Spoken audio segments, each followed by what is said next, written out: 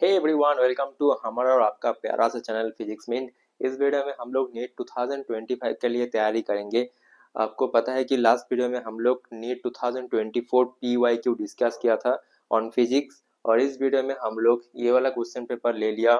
इसका कोड है, देख लो, E3, और ये 2023 का क्वेश्चन पेपर है। ठीक है, 2023 मैंने आपको बताया था कि हम लोग ये जो लास्ट महीना बचा है इसमें से PYQ करेंगे, और इससे आपको कुछ आइडिया लग जाएगी कि कैसे एग्जाम में क्वेश्चन आता है। और ये जो यहाँ पे एकदम डिटेल्स में जाके हम लोग डिस्कस करेंगे, इससे आपको जो रिवीजन हो जाएगा हर एक चैप्टर से, जितना भी फॉर्मूलास है। ठीक है, तो चलिए स्टार्ट करते हैं। और चैनल को सब्सक्राइब नहीं किया तो कर लो, आपको ही फायदा होगा। ठीक है, चलो पहला क्वेश्चन की तरफ चलते हैं। देखो, पहला क्वेश्चन क्या है। The temperature of a gas is 50 degree centigrade minus 50 degree centigrade. To what temperature the gas should be heated so that the RMS speed is increased by 3 times. RMS speed का formula क्या होता है for gas? VRMS equals to root over 3RT divide by M, right? Root over 3RT divide by M।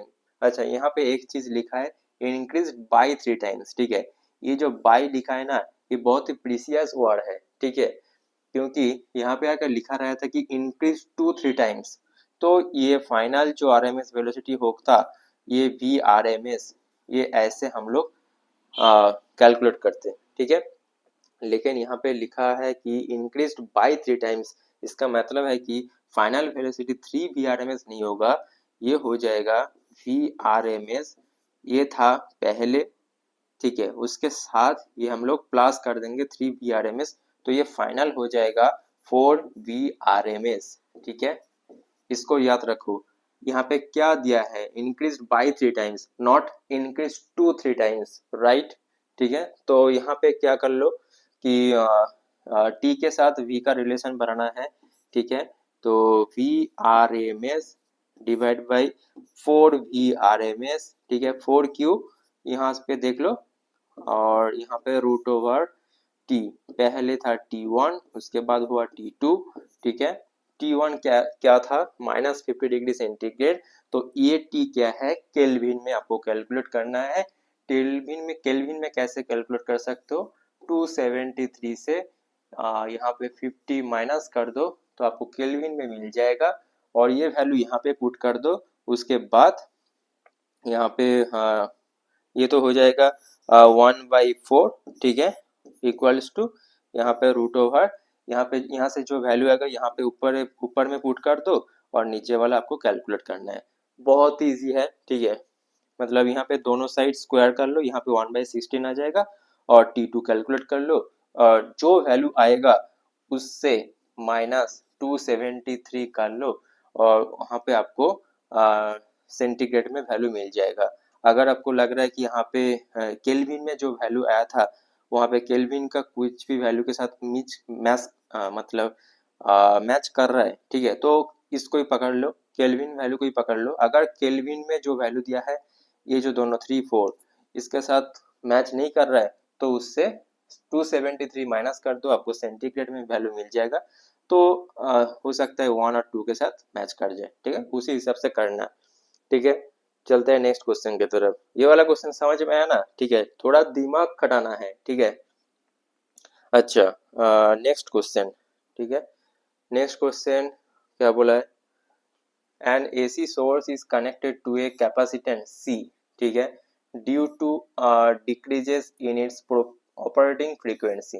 ठीक है, यहाँ पे क्या बोला, AC source connected to a capacitance C due to decrease in its operating frequency. अच्छा, ये alternating current chapter से आया है ये वाला क्वेश्चन।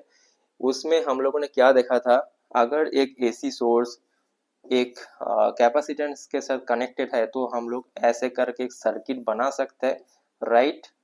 ऐसे करके एक सर्किट बना सकते हैं।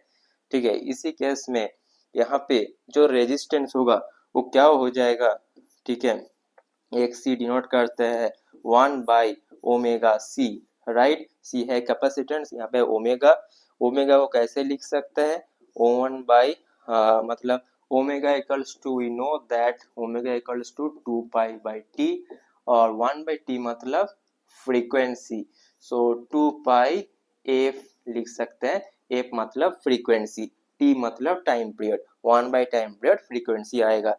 यहाँ पे फ्रीक्वेंसी बोला है कि यहाँ पे ऑपरेटिंग फ्रीक्वेंसी अगर कम किया जाए, ठीक है, ऑपरेटिंग फ्रीक्वेंसी अगर कम किया जाए तो 2 पाई एफ और सी। देखो फ्रीक्वेंसी अगर कम हो जाएगा तो ये जो है रेजिस्टेंस, मतलब इसी केस में अगर कैपेसिटर कनेक्टेड है तो इसको रेजिस्टेंस बोलेंगे। तो रेजिस्टेंस इंक्रीज हो जाएगा। रेजिस्टेंस अगर इंक्रीज हो जाएगा तो करंट क्या होता है, आई इक्वल्स टू वी बाई यहाँ पे एक सी आ जाएगा। अगर ये इंक्रीज हो जाएगा तो करंट डिक्रीज हो जाएगा, राइट। तो यहाँ पे डिस्प्लेसमेंट करंट डिक्रीजेस, ये वाला आंसर होगा। समझ में आया ना कैसे किया, राइट। तो आपको फॉर्मूला पता होना चाहिए, ठीक है। चलो नेक्स्ट क्वेश्चन की तरफ चलते हैं। देखो ये सब क्वेश्चन में ना, क्वेश्चन को इजीली सॉल्व करना है, ठीक है। ये सब क्वेश्चन में बहुत सारा टाइम नहीं लगाना है, क्योंकि बाद में आपको और भी हार्ड क्वेश्चन है जिसमें आपको टाइम देना है। तो ये सब छोटा छोटा क्वेश्चन के लिए बहुत सारा टाइम वेस्ट करने की जरूरत नहीं है, ठीक है। देखिए given value are given below are the two statement. Statement 1 statement 2 दे रखा है। क्या बोला है, photovoltaic devices can convert optical radiation into electricity. ये तो बिल्कुल सही है, जो सोलर सेल में हम लोगों ने पढ़ा था, right right. Statement 2 Zener diode is design to operate under reverse bias in breakdown region. दोनों स्टेटमेंट इस सही है, तो ऑप्शन 1 सही हो जाएगा। अच्छा, ये सब जो क्वेश्चन होता है ना स्टेटमेंट 2, मतलब स्टेटमेंट टाइप का क्वेश्चन, स्टेटमेंट 1 स्टेटमेंट 2 दे रखा होता है, कौन सा स्टेटमेंट सही है, ये सब क्वेश्चन अगर आपको अच्छे से सॉल्व करना है तो एक काम करो, मैंने ऑलरेडी पहले मतलब जितना ही वीडियो बनाया पहले उसमें बोल चुका हूँ कि एनसीईआरटी का बुक पकड़ लो। हर एक चैप्टर के लिए एक समरी बोल का ऑप्शन होता है, चैप्टर के एंड में या चैप्टर के बीच बीच में समरी बोल का ऑप्शन होता है, उसको अच्छे से पढ़ लो। ये सब क्वेश्चन इजीली आप सॉल्व कर पाओगे। और ये वाला जो क्वेश्चन है ना, जो स्टेटमेंट 1 स्टेटमेंट 2 दे रखा है, ठीक है, ये आप सेमीकंडक्टर चैप्टर में जाओ, वहां पे ये सब लाइन ना बिल्कुल ऐसे ही लिखा है। तो ये नीट क्वेश्चन में ये सब बिल्कुल छाप दिया, ठीक है। अच्छा, नेक्स्ट क्वेश्चन की तरफ चलते हैं, ठीक है। यहाँ पे थर्ड क्वेश्चन हो गया। चलो नेक्स्ट क्वेश्चन क्या बोल रहा है, इफ द गैल्वेनोमीटर जी, ठीक है, क्या बोल रहा है, if the galvanometer G doesn't show any deflection in the circuit shown, the value of R is given by। यहाँ पे एक सर्किट दिया रखा है, यहाँ पे गैल्वेनोमीटर है, बोल रहा है कि galvanometer doesn't show any deflection, तो यहाँ पे आई जी मान लो ये 0 हो जाएगा, मतलब इसी सर्किट के थ्रू कुछ भी करंट फ्लो नहीं हो रहा है, राइट। सिर्फ करंट फ्लो रहा है इसी सर्किट के थ्रू, राइट। इस सर्किट के थ्रू कोई भी करंट फ्लो नहीं हो रहा है, सिर्फ इस सर्किट के थ्रू करंट फ्लो हो रहा है। तो यहाँ पे क्या करना है, अगर मैं इस सर्किट को लेके चलूँ तो एक इक्वेशन बन जाएगा। वो इक्वेशन क्या है, यहाँ पे 10 वोल्टेज है, तो V equals to I R. I मान लो एक वैल्यू है आई, और आर, आर क्या होगा 400 प्लस आर, 400 प्लस आर। अच्छा 400 प्लस आर क्यों है, क्यों होगा, क्योंकि इस सर्किट के थ्रू यहाँ पे करंट फ्लो नहीं हो रहा है, दैट मीन्स 400 और आर सीरीज में कनेक्टेड है, राइट, सीरीज में कनेक्टेड है, ठीक है।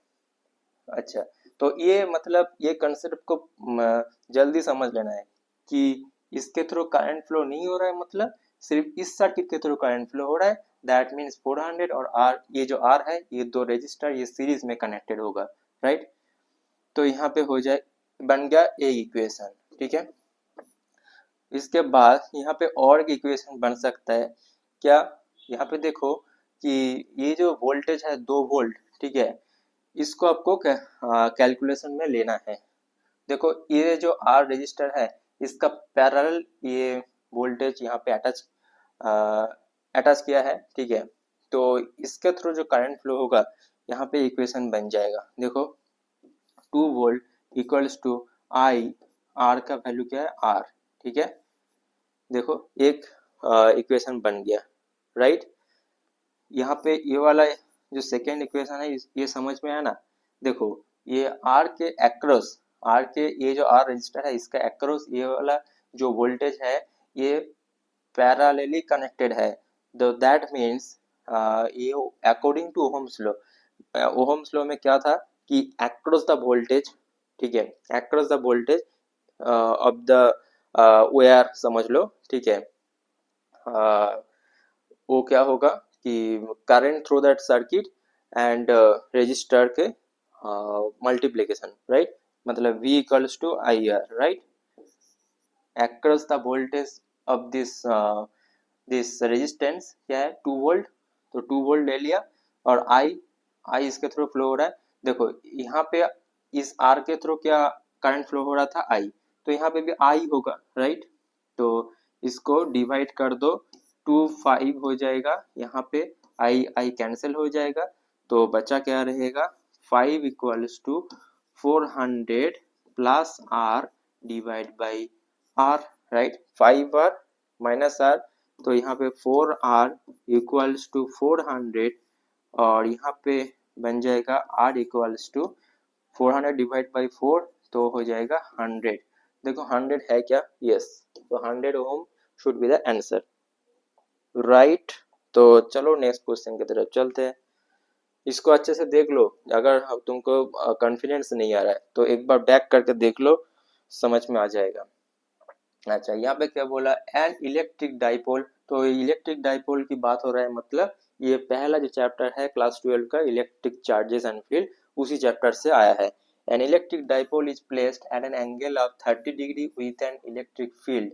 तो मान लो कि ये इलेक्ट्रिक फील्ड है, यूनिफॉर्म इलेक्ट्रिक फील्ड है, जहाँ पे एक इलेक्ट्रिक डाइपोल इन्होंने रखा है with 30 angle with the electric field. तो ये इलेक्ट्रिक फील्ड है, ऐसे एक इलेक्ट्रिक डाइपोल है, ठीक है, ऐसे इलेक्ट्रिक डाइपोल है, माइनस क्यू प्लस क्यू, जो हॉरिजॉन्टल इलेक्ट्रिक फील्ड के साथ 30 डिग्री एंगल किया है। क्या बोल रहा है, इट एक्सपीरियंसेस अ टॉर्क, ठीक है, experiences a torque equals to 4 newton metre. और देखो यहाँ पे इलेक्ट्रिक फील्ड एसआई यूनिट में दे रखा है, टॉर्क भी एसआई यूनिट में दे रखा है। Calculate the magnitude of the charge on the dipole, okay, if the dipole length is 2 centimetre. देखो यहाँ पे सीजीएस यूनिट एसआई यूनिट में कन्वर्ट करना है, राइट, ठीक है। तो टॉर्क की बात हो रहा है, राइट, तो टॉर्क का फॉर्मूला क्या होता है, torque equals to P E sine theta, right, P sine theta, ठीक है। तो यहाँ पे टॉर्क का वैल्यू दे रखा है, यस, इलेक्ट्रिक फील्ड का वैल्यू दे रखा है, yes, sine theta, sine 30 degree दे रखा है, राइट, 30 डिग्री। तो मतलब यहाँ पे P equals to torque divide by E sine theta हम लोग लिख सकते हैं, राइट।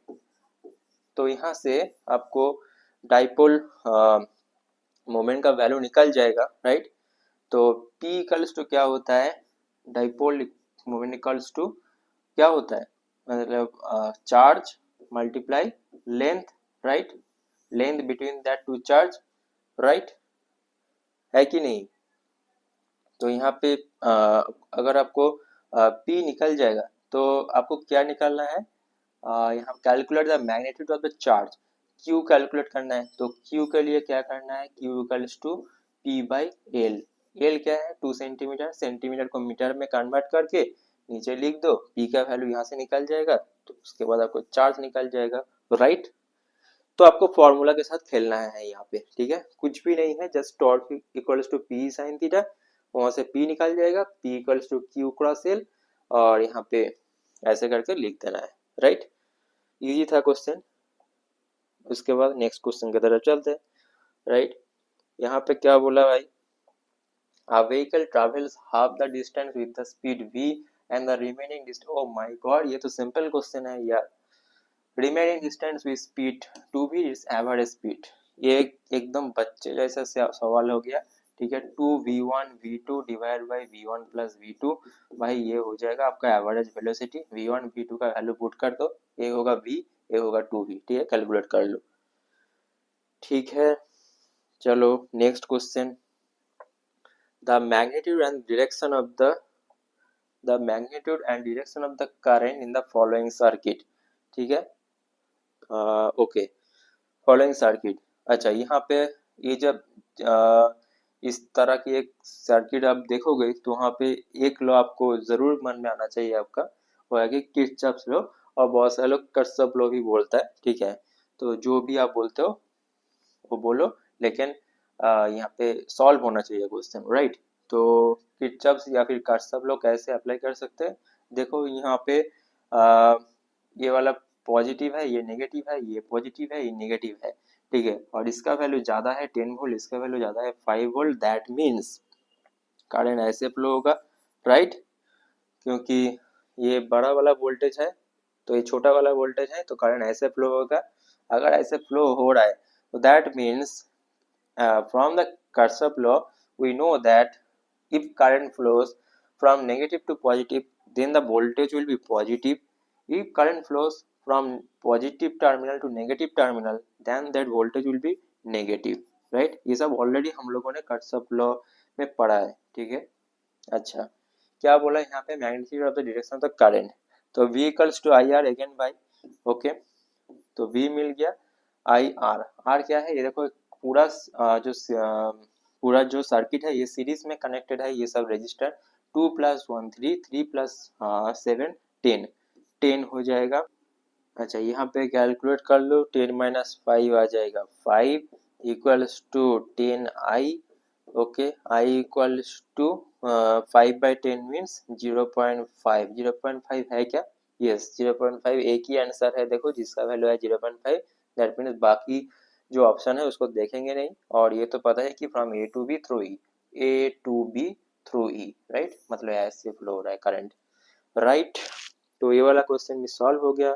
चलो नेक्स्ट क्वेश्चन, देखो ऐसे जल्दी सॉल्व करना है क्वेश्चन, राइट। क्या बोला नेक्स्ट क्वेश्चन, नेक्स्ट क्वेश्चन बोल रहा है, अच्छा यहाँ पे ऐसे क्यों हो गया, चेंज, यस,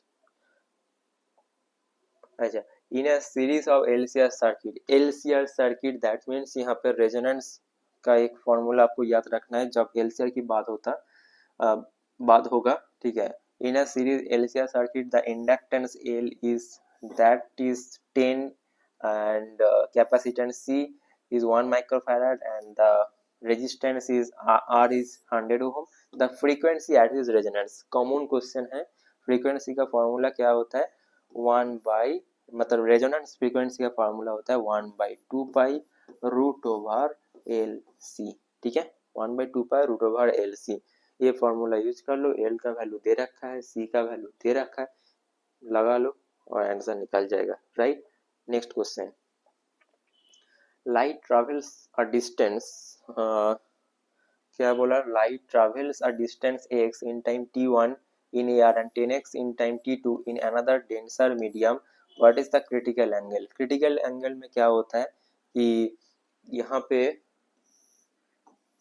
ऊपर में रहता है रेयर मीडियम, नीचे रहता है denser medium.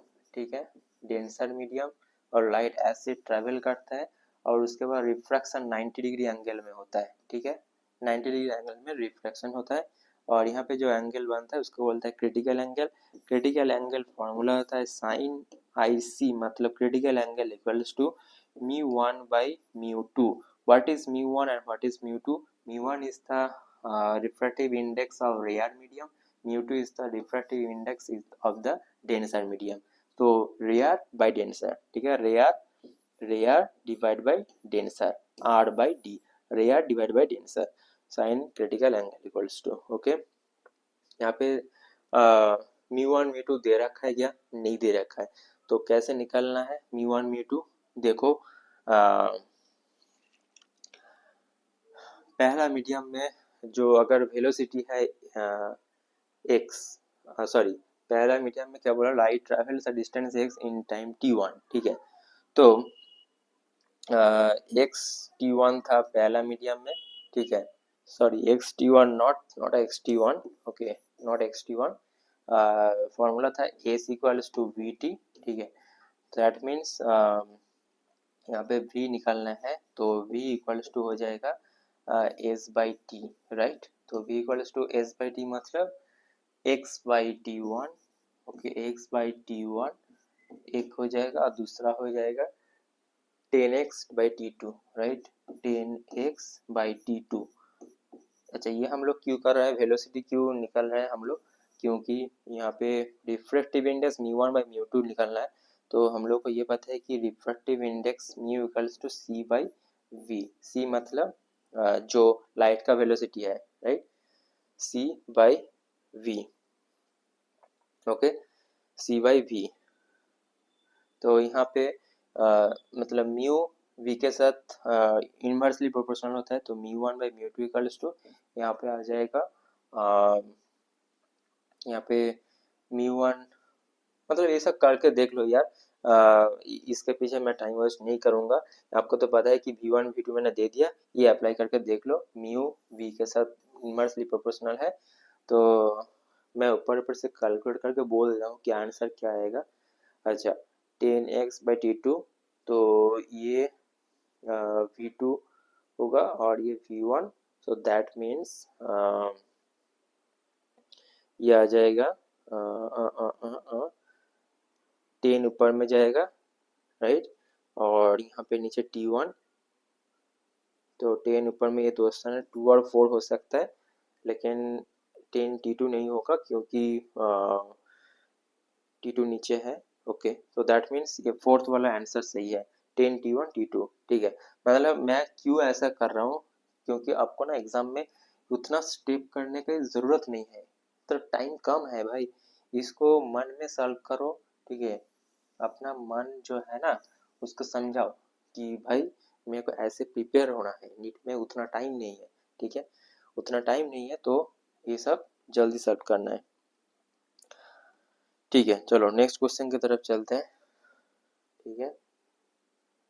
The minimum wavelength of X-rays produced by an electron accelerated through a potential difference of v volts in a proportional to, okay, अच्छा, E equals to h nu, we know that E equals to h nu, और एक formula we know that E equals to energy equals to ev, right, right, है कि नहीं, we know, right, the minimum wavelength, इसको wavelength की बात कर रहा है यहाँ पे, nu equals to c by lambda, we know that ac by lambda, तो इन दोनों को इक्वल कर दो, ac by lambda equals to ev, ठीक है, राइट, v मतलब वोल्टेज, राइट, v मतलब वोल्टेज, तो v के साथ क्या रिलेशन है लैम्डा का, तो लैम्डा का साथ रिलेशन है lambda proportional to 1 by v, ठीक है, 1 बाई v, सेकेंड ऑप्शन सही होगा। अच्छा, आज यहाँ पे ही रखते हैं, नेक्स्ट वीडियो में हम लोग और बाकी जो जितना भी क्वेश्चन है वो सब सॉल्व करेंगे, ठीक है, नहीं तो वीडियो बहुत ही लेंदी हो जाएगा।